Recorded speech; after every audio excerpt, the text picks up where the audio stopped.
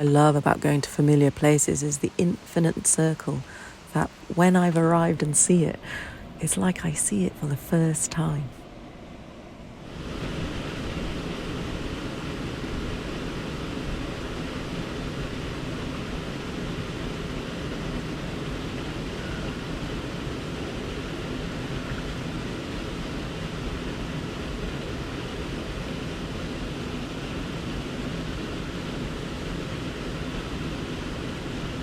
Why do I do this?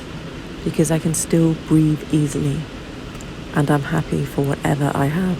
Thanks to the Wim Hof Method, it's given me permission to be a child of wonder and innocence again. Before I entered the water, sometimes I'm in my mind thinking about limitations.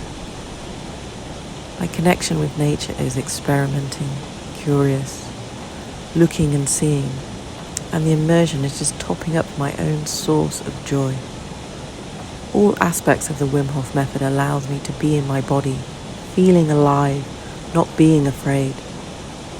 Doing cold exposure in nature reminds me of the miracle of being alive because no one in the universe has ever seen what I've seen or will ever see.